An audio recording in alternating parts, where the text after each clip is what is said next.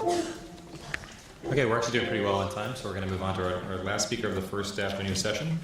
This is a former colleague of mine at the Dana-Farber Cancer Institute, where she did her fellowship and later was on the faculty. This is Dr. Rana McKay, who's one of the newest members of our urologic cancer group. She's a medical oncologist who's going to speak to us today on one of the topics that was mentioned earlier in our first speaker. Thank you so much for allowing me to speak to you this afternoon. We'll be discussing targeting PARP in prostate cancer, promise and pitfalls.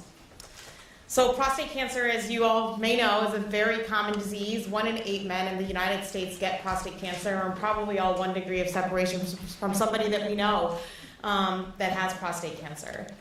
It's the top cancer in men in the US, and unfortunately, humbling statistic, it's also the second leading cause of cancer death for men in the US.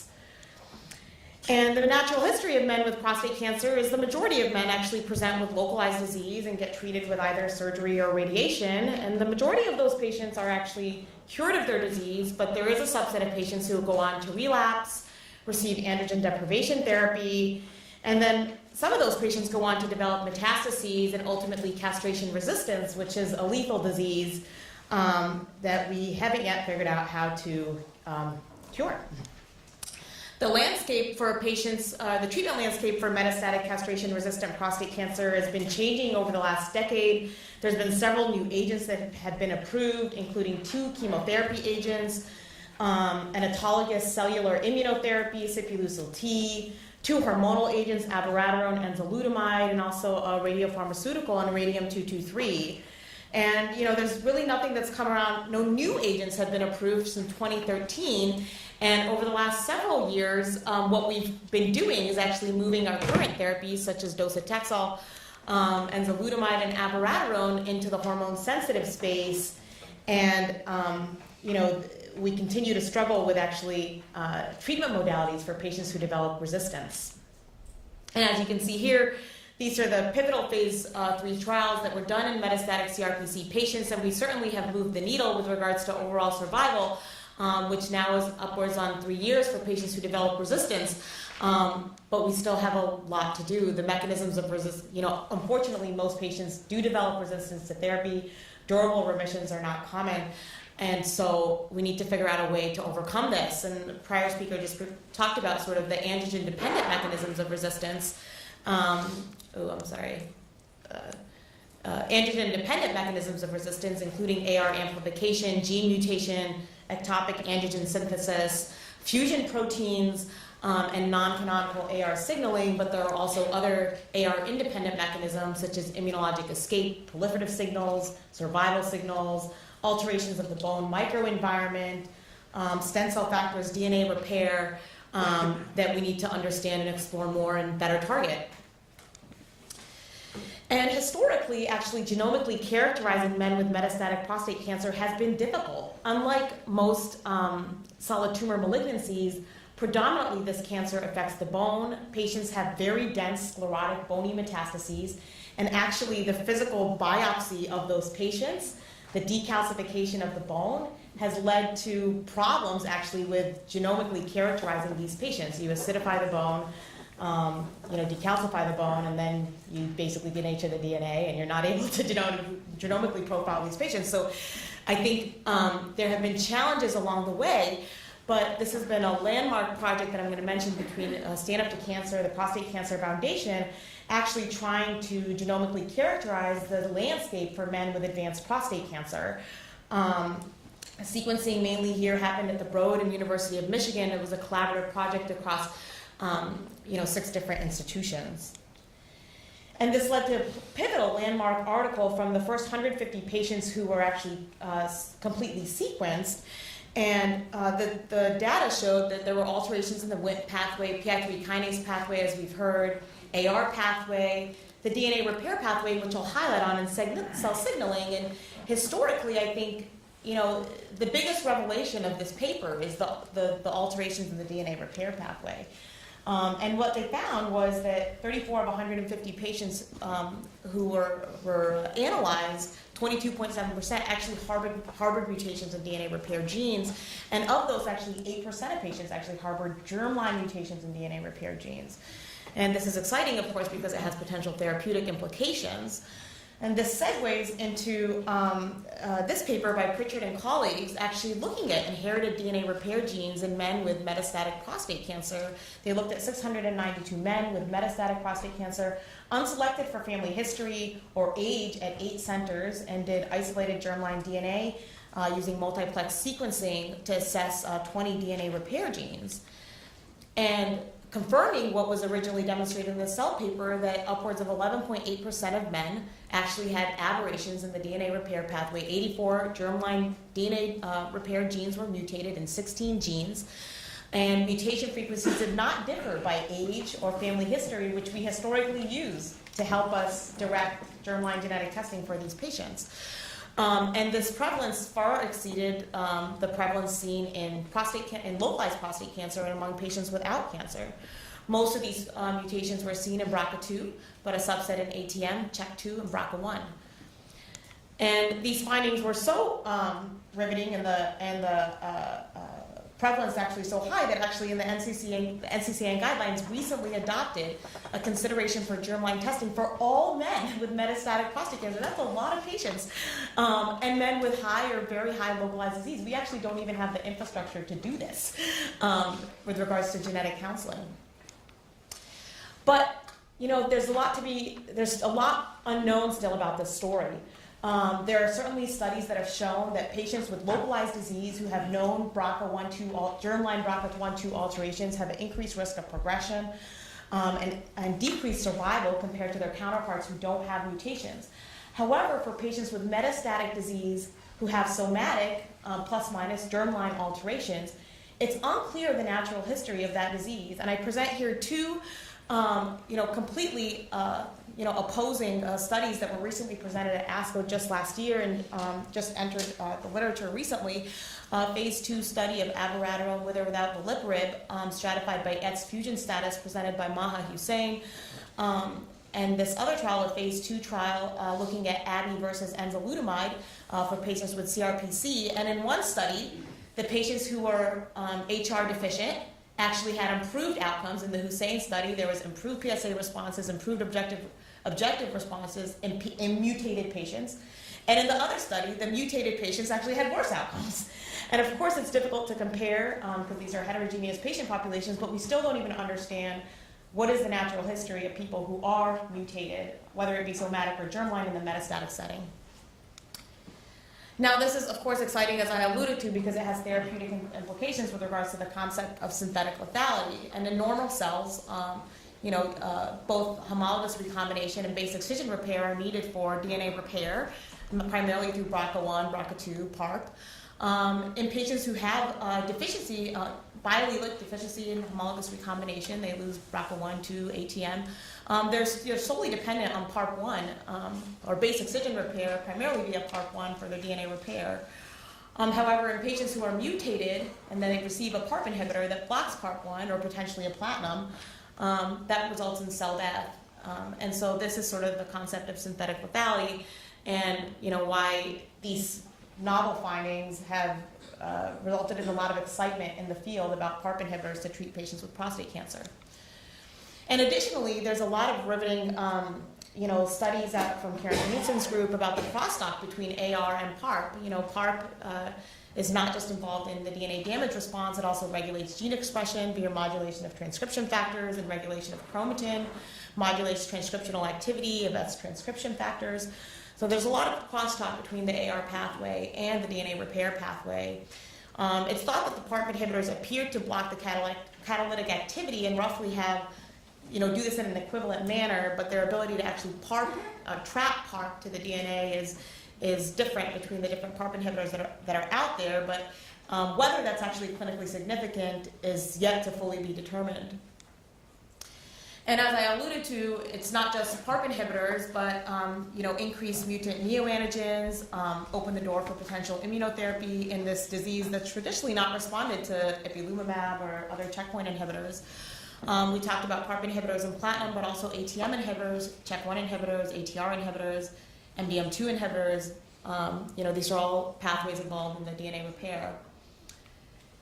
So I'll highlight here the results of the phase 2 PARP study. This is a novel multi-step adaptive design study, including patients with metastatic CRPC having received 1 to 2 prior chemotherapy agents with a good performance status, no prior platinum, no prior PARP.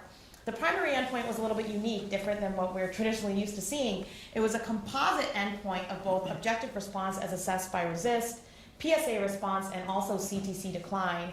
And as we know, for our patients with metastatic prostate cancer who primarily have bone metastases, it's difficult to assess response via RECIST. These patients all received olaparib 400 milligrams twice daily. And the 2-part study did show that actually, they genomically annotated these 50 patients that were enrolled, and 33% of them had homologous deletions or deleterious mutations in DNA repair genes, including 12% who had germline aberrations, and in total, 16 patients had a response on study. 14 of those were in the biomarker positive subset. And you can see here, radiographic progression-free survival was improved for patients who were biomarker positive, 9.2 compared to 2.7, and also OS was not yet reaching statistical significance, 13.8 and 7.5, but definite trend. And because of this, actually, the FDA has granted breakthrough therapy designation for olaparib monotherapy treatment of BRCA1/2 or ATM mutated metastatic CRPC, patients having received a prior taxane or at least one of the newer hormonal agents, abiraterone or enzalutamide. And other studies have looked at platinum agents in this disease. This is a case report of 3 patients who were resistant to treatment with abiraterone, docetaxel, or enzalutamide, and were subsequently treated with either carboplatin with docetaxel.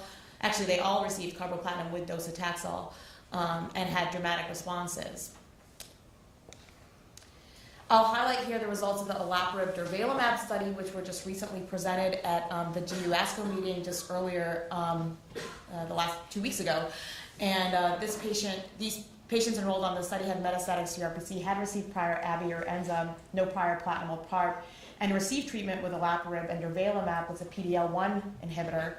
Primary endpoint was PFS. The study actually was performed with the NCI and had multiple different cohorts, including a prostate cancer cohort. And this is still preliminary data, 17 prostate cancer patients, but you could see dramatic responses, PSA responses to the combination.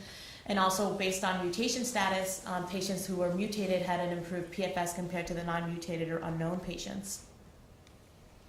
And there are a lot of ongoing studies in mutated patients. These are currently the studies ongoing. There's a lot of PARP inhibitors out there. The study of olaparib versus Enza or Abi, rucaparib versus Abi or Enza, olaparib plus Abi versus olaparib, nivolumab, and the combo of docetaxel carboplatin. So, these studies are currently underway. What I am going to highlight are the next 2 slides will focus on 2 IITs, which we here have distinctly been involved with the development of these IITs. This study is actually currently open and enrolling patients. This study is a joint collaboration between Yale and being run through the ETCTN. It's currently open, accruing. I believe we have 15 of the 86 patients enrolled. And the thinking, the combination here is cediranib plus olaparib versus olaparib alone in men with metastatic CRPC having received 2 prior therapies with a good performance status of 0 to 1. So cediranib is a VEGF-targeted tyrosine kinase inhibitor that impacts angiogenesis, causes tissue hypoxia, and preclinical models have demonstrated that it actually downregulates DNA repair. There have been robust studies done in ovarian cancer of the combination, and this study is basically looking at this combination in men with prostate cancer. Patients will be randomized to either olaparib alone or cediranib plus olaparib. At time of progression, they can cross over to receive the combination. There's mandatory on-treatment biopsies for genomic work that's going to be done through the Broad Institute. Baseline and optional progression biopsy. So this study is ongoing, and we here at UCSD have it open and have been integrally involved in the development of this. And the second study that I'm going to mention that is not yet open, hopefully to be activated in April of this year, the study is a study of radium-223 plus olaparib. Radium, as we know, is a radio pharmaceutical. It induces DNA damage, primarily double-strand breaks, but also single-strand breaks. And this study is enrolling men with metastatic CRPC with bone mets, having received at least one prior CRPC therapy. It's a phase 1-2 study. The phase 1 will have escalating doses of olaparib with fixed-dose radium. And then we'll run into a phase 2, randomizing patients to radium-223 and olaparib, or radium alone, which is the standard of care. And also biopsies will be done on study at baseline and optional biopsy at progression.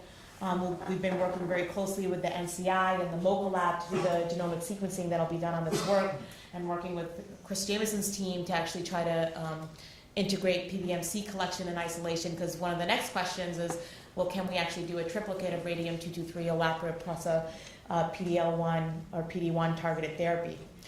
So this is exciting. We're excited to be involved in this work.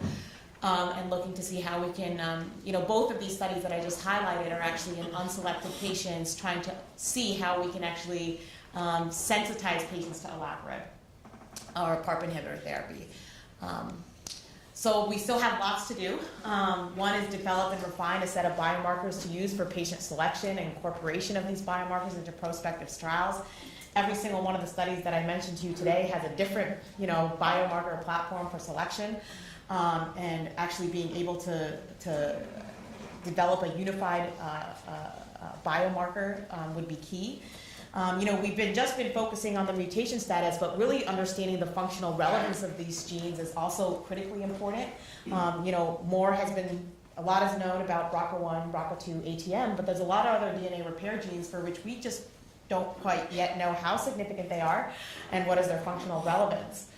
And really ultimately developing scalable real-time genomic sequencing platforms. A lot of these studies are being done at boutique institutions, tertiary cancer centers, NCI designated cancer centers. But ultimately at the end of the day, our goal should be to try to bring this to the community, bring this to community practice. It should not be a boutique art of doing bone biopsies in men with prostate cancer. This needs to be something that can be scalable and integrated in the community. And then, what I've mainly focused on is actually metastatic CRPC, because there's clearly an unmet need there. But, where we can really make a dent in this disease is actually in the high-risk localized disease setting, where you can actually change the natural history of the disease for somebody who is germline mutated. And so these are our next steps to consider. So kind of summarizing, both germline and somatic aberrations in the DNA repair genes are increasingly present in men with metastatic CRPC. PARP inhibitors are promising therapeutic options for these patients, and many studies are currently underway evaluating the role of PARP inhibitors in these patients. Thank you.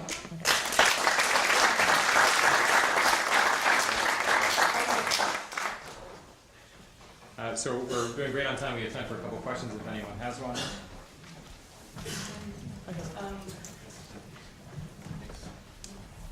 Thanks so much for that incredible, insight into the disease and what's available right now. And so I was wondering, when you mentioned the ovarian cancer trial with olaparib, did they look at PBMCs in that trial at all, or like the immune markers? I'm not certain. It was a trial run by Joyce Liu out at the FCI. They may have looked at it. It's not published in the literature, but would be interesting. So I have a question. You mentioned the PARP trappers, right? Mm-hmm. And then BRCA trial and breast and niraparib, clazoparib, they're doing much better, as you pointed out. So I wanted to ask you about that. Secondly, most of this is in ovarian, small cell lung, breast. So prostate's interesting. I noticed that a lot of people in Asia are studying the mutinome here. So the PARP inhibitors are upping the neoantigen burden. The checkpoints, a lot of vaccines are working much better. So can you comment on that? So great questions with regards to the differential activity of the different PARP inhibitors that are out there. Actually, so dynamics are interesting. So the study of radium and olaparib was actually initially designed with talazoparib, and talazoparib was a compound that CTEP had and was recently, there's a lot of discussions with pharma and CTEP, and ultimately that compound was bought out by enzalutamide, now Pfizer, and pulled out of CTEP. And actually, we would have loved to do that study with talazoparib, but olaparib was sort of the next best agent. And it's actually unclear. We don't know whether PARP trapping actually in a patient matters. You know what I mean? It hasn't been demonstrated.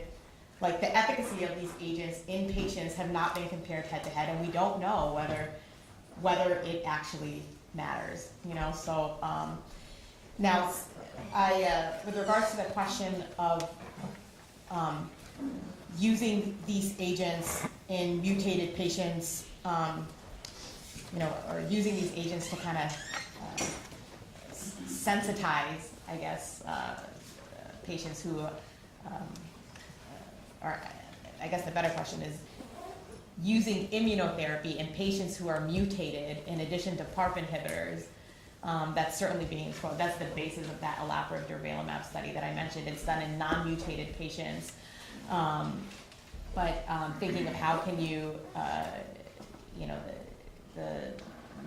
technically in patients who are mutated, they have a higher neoantigen load, and thus they could potentially be sensitized to immunotherapy in historically prostate cancer, which has been a very cold tumor environment and has just been, you know, the ipilimumab studies were totally, whether in advanced disease or early CRPC, were totally negative, and PD-L1 therapy alone studies are you know, there's no reported data of checkpoint inhibition by itself. So I think there's a lot of rationale actually for combining immunotherapy with PARP inhibition. There's actually a lot of great work, this is separate from this, but a lot of great work out of the NCI on how do you make the cold tumors hot in prostate cancer. How do you, you know, use a vaccine therapy to make a tumor hot to allow a checkpoint inhibitor to be efficacious. You know, that's not the basis of this work, but a lot being said out there. It's interesting actually because prostate cancer was actually one of the first cancers for which an immunotherapy was actually approved for, because Sipuleucel-T was approved in 2010, and then it was kind of crickets thereafter. All right. Thanks. So we have a 15-minute break, and we'll come back for the remaining of the afternoon session.